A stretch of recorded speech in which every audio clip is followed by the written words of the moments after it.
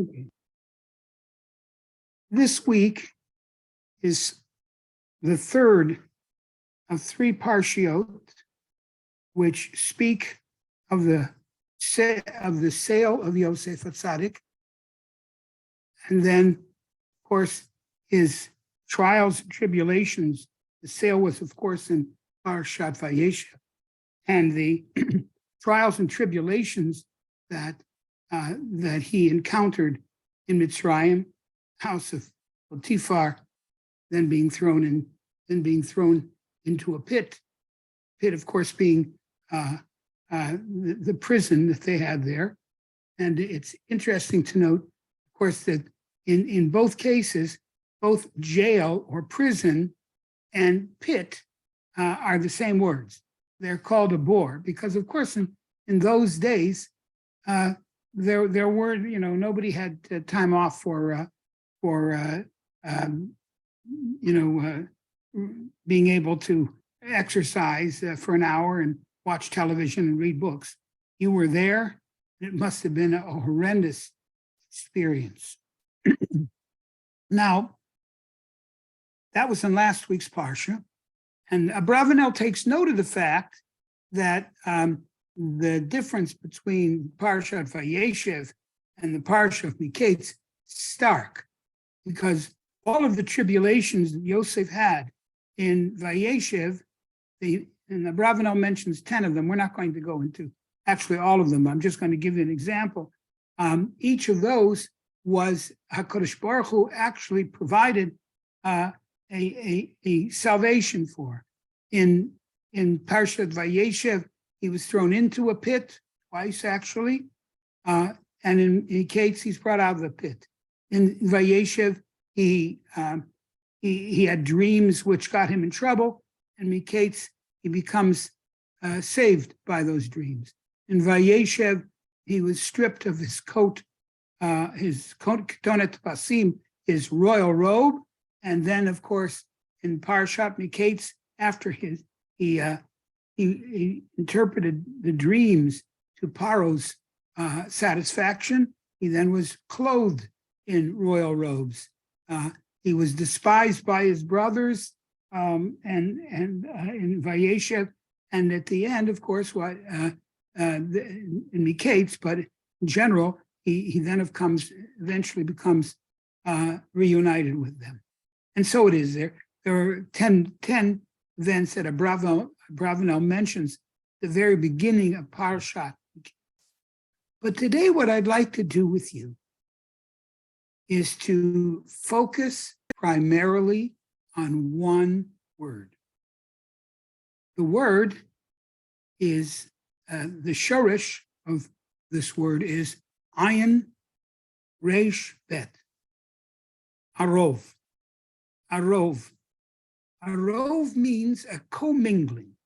It means that two separate entities are then merged somehow into one. For example, in Hebrew, we call evening erev. Erev. Why? Because the sunlight of the day is merged with the onset of night. But it's twilight, what we would call twilight. That's erev. Baruch atah Hashem ha'ma'ariv aravim. Now, of course, then it extends further into that, and we have the tefillah of ma'ariv, etc. We also have the word orev, which means sweet, which is a confluence of tastes which are pleasant to the sense of taste that we have. And many of us are familiar, if we've learned Hilchas Kashrut of Tarovet. In the yeshiva, we call it Taruvis, but its proper pronunciation is Taroves or Tarovet, which means the mixture of two entities which really necessarily may or may not go together, namely milk and meat or other, and sometimes it may have to do with forbidden foods, fall into kosher foods. That's called tarovet, a mixture of things. today, this evening, what we're going to do is explore this magnificent root, Ayin Resh Bet, and we're going to see how it plays itself out in the most extraordinary of ways. It plays itself out in the most extraordinary of ways in this week's Parsha. Now, just to get us into this week's Parsha briefly, we can see that last week, Yosef's plot to test his brothers and their loyalty, not so much to him, but their loyalty to each other, comes to its climax, which is, of course, in this week's Parsha, where Yosef HaTzadik hid the Geviah, instructed that the Geviah, his divine cup, or his not divine, but his royal cup, be placed in the pouch of Binyamin, and there it would be discovered. And Yosef brings them all back to Mitzrayim. Thought they were home free, back to Mitzrayim. And Yosef says that whoever stole the cup is going to stay. And so Yehuda now takes center stage, starting with the last psukim of last week's parsha. And they said, listen, we'll be slaves. If someone stole the cup, we'll be slaves. And Yosef, of course, says, no, I don't want everybody to be a slave. No. The one who is guilty is the one who shall stay here. He will be, and not just a hostage, he'll be my Eved, he'll be my slave. The rest of you go home to your father. I'm not blaming everybody. I'm blaming him. Now the stage is set for perhaps the most stirring and heartrending passage, maybe in all of Tanakh. Yehuda, as I mentioned earlier, takes center stage. And now it is true that some midrashim say that his speech is more than just assertive. It was threatening. Who do you think you are? You know who you're dealing with? So none of us was there. But I'd like to take a different approach. That Yehuda knows now that there is no chance for them to return home as one family unless he makes an appeal. And the appeal, of course, to help the viceroy, whom he does not realize is his brother Yosef, the viceroy, to know what will happen to his father should Binyamin, the only remaining son of Rachel, not return. Now, it in itself is masterful. He uses the term of, or aviv, or avicha, I think as much as 13 times, something 12 or 13 times. Again, the idea of talking about a father. All right, you're angry with us. You're angry with the thief. But we can all agree that my father did nothing, and he's old, and he's feeble. And then of course, he enters the plea. Yehuda says, so here we are. Yehuda says, our place here, yeah.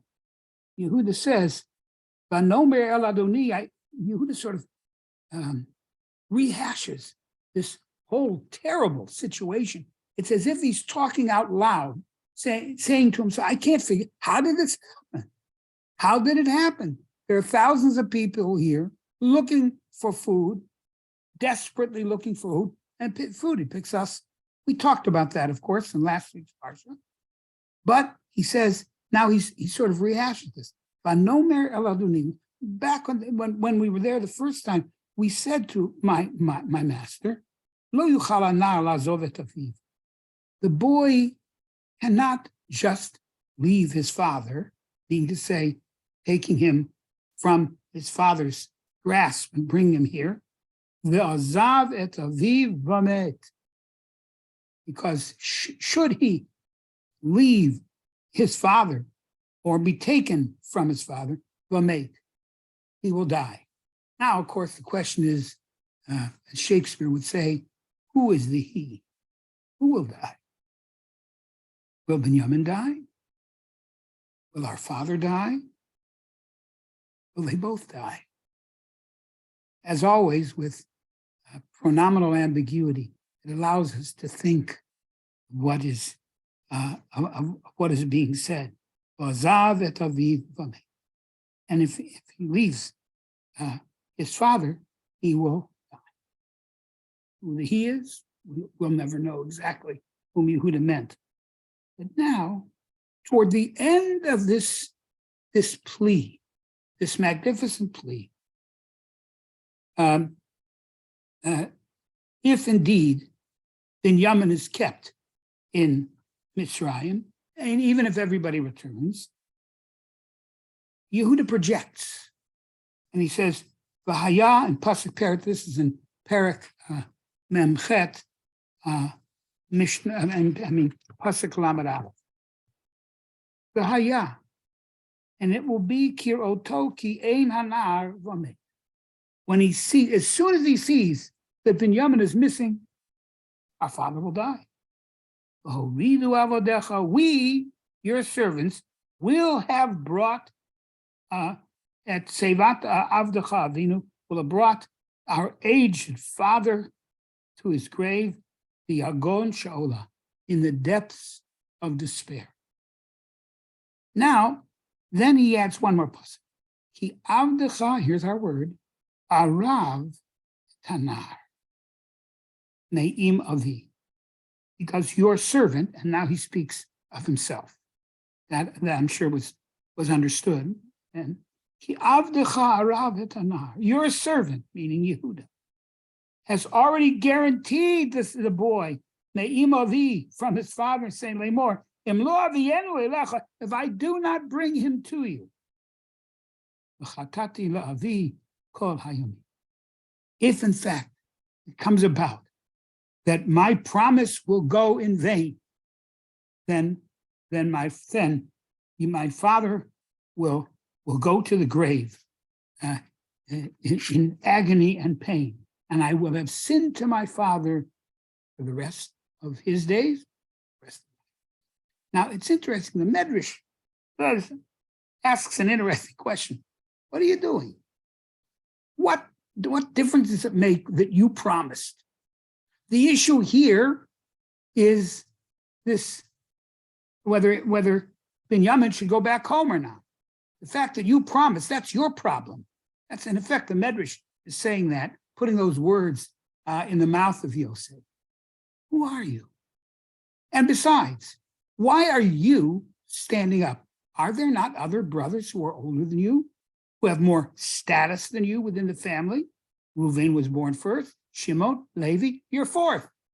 Now, so the Medrash says this is why he said it. He said, nobody else promised my father this. I did. You're asking, I'm answering. You want to know why I'm speaking? It's because I'm the one promising. Now, let's take a look. What does this promise have to do with, and the use of this word array have for us here? Now, where does Yehuda make this statement? When the brothers went back to Yaakov Avinu and they told him that they couldn't go back to Mitzrayim without Binyamin, and of course Yaakov Avinu protested in the most firm manner possible, and nothing convinced Yaakov to let him go, because to leave Binyamin go would mean he's really also leaving Rachel Imeinu go. And then Yehuda, and then Reuven made an absurd promise. Reuven sometimes was impetuous. Matter of fact, Yaakov Avinu says it when he gives brachas that we'll see in next week's parsha.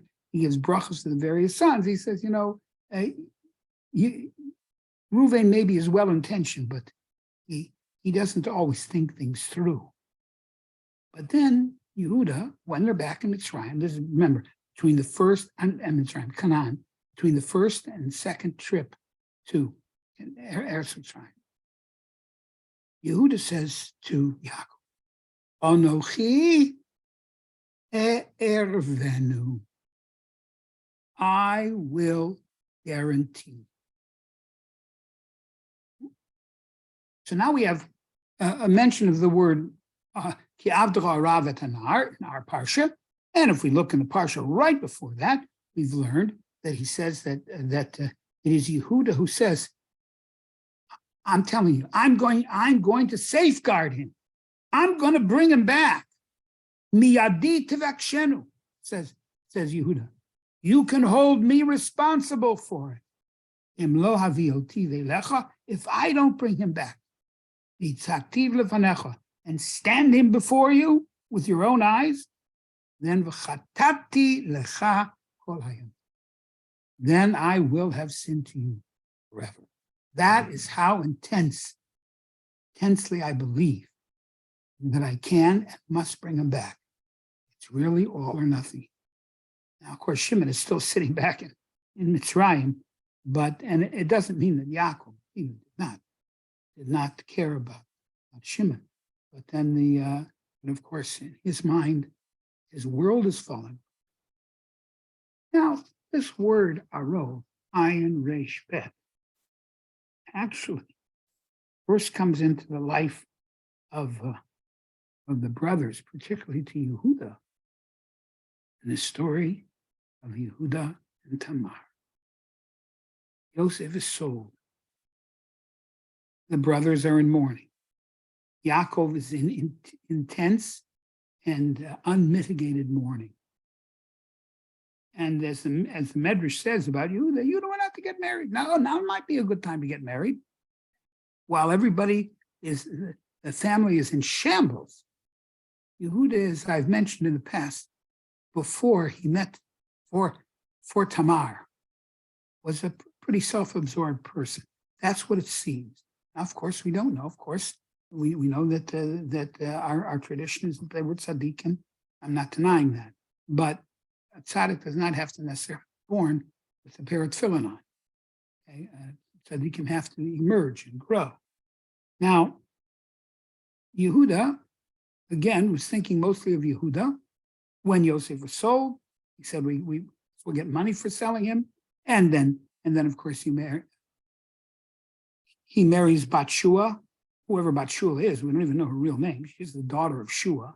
And then, of course, his children grow up, marry, two of them die. Shelah is waiting. Yehuda's got time, as far as he's concerned, to provide Shelah for Tamar. That was what was normally done in those days. Completely, what appears to be completely insensitive to her needs as a person. So, as we all know, the story of Yehuda and Tamar, she dresses up as a harlot, and his own wife died, and the Torah says quickly, Vayit Nachem, he got over it.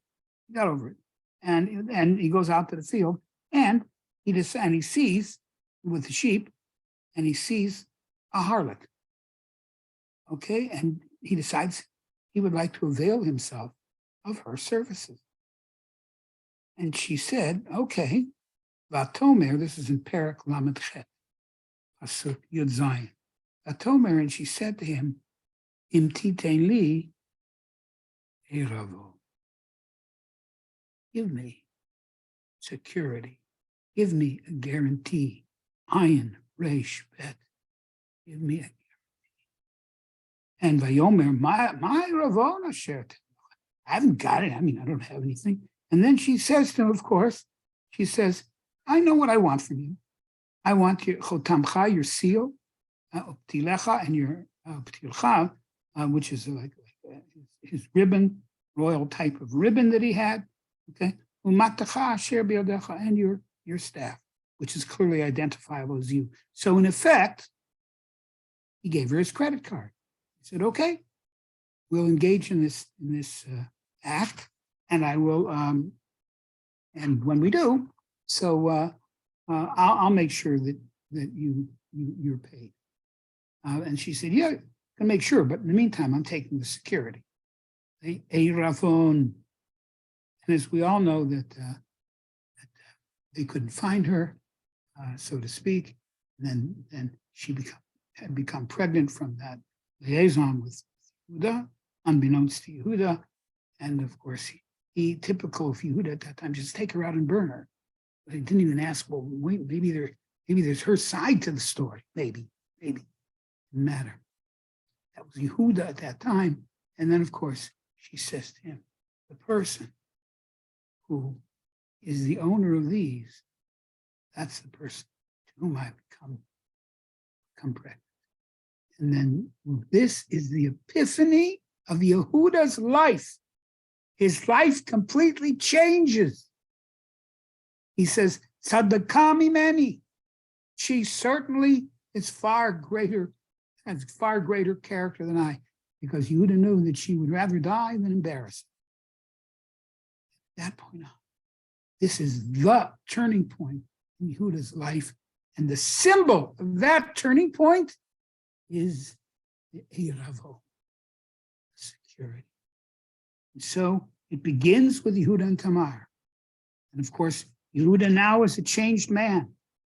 He realizes when, after they come back from the first trip to Mitzrayim, that he has to care about his father. And he didn't care about his father before, because when he was the one who hatched the plot and said, listen, Ma betzakina haroget achinu. Well, there's no profit in that. Sell him. At least you get some money from it. Now, what does he say? Between the two trips to Mitzrayim, he says, Anochi erevenu, Dad, I will guarantee he's going to come back. I'll do everything necessary to get him back. And that worked. That worked with Yaakov Avinu, because apparently he also could see that his son Yehuda was somewhat of a changed, not somewhat, certainly was a changed man. To the degree, that's hard at that point. Now, at the end of this magnificent plea, Yehuda says, "V'hayakiro ki ein hanar v'ameit." Now, if you take, now we're going back to our this week's parsha. Now our father sees that the boy is not here, v'ameit, that my father will die. Our father will go to his grave in agony. And then he says, Ki avdecha. I promised. I said I would do everything to get him back. Very nice. You could always go back to Dad and say, you tried, but it wasn't enough for you to watch. Ki avdecha ravetanar. I have guaranteed him, Ne'im avi, to take him from my father, saying, these are my words, Im lo avienu elecha. If I don't bring him back to you, v'chatati lavi kol hayamim, I will have sinned to you for the rest of my life by this one act.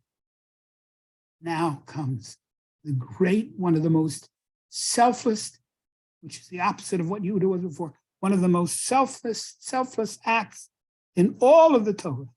V'ata now, yeshiv na avdecha tachat. Take me, please, in place of this boy. Eved ladoni, v'hamnar da'al imecha. Boy, Yamin, will then go to with his brothers, and he says, Elavi, how could I ever look at my father? He had no problem doing it before. How could I ever go to my father?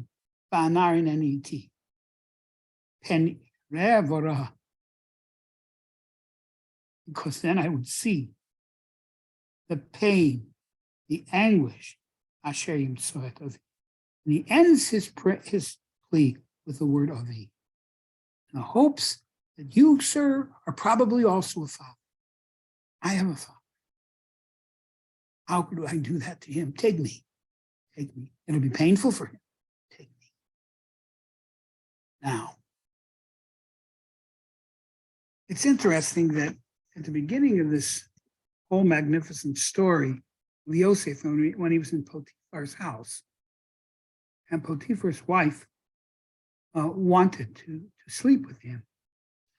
Remember, we spoke 2 weeks ago about the word Vayima'en, and he refused. And we said it wasn't a matter of hesitation, even though there was a shalshelet on that particular word. Shalshelet does not denote hesitation, but determination, at least according to Ktav Kabbalah, according to Rabbi Yoshiber Soloveitcher. And Rabbi Yoshiber has a beautiful piece, homiletical piece there, where he speaks and he says, this idea of Vayima'en, of the Jewish people as a people, have adopted, it has become a trait of the Jewish people to refuse, no matter what we're offered, riches, wealth, status, whatever it is that we were offered, is all we had to do was to change our faith, exchange our faith for money, for wealth, for prestige. And Rabbi Yoshiber said, the hallmark of the Jewish people, Vayima'en. So an incident, according to Rabbi Yoshiber, comes a part of the character trait of the Jewish people. I'd like, if I may, this evening, the last couple of minutes, to extend that magnificent concept that Rabbi Yoshiber has to the term Eravon.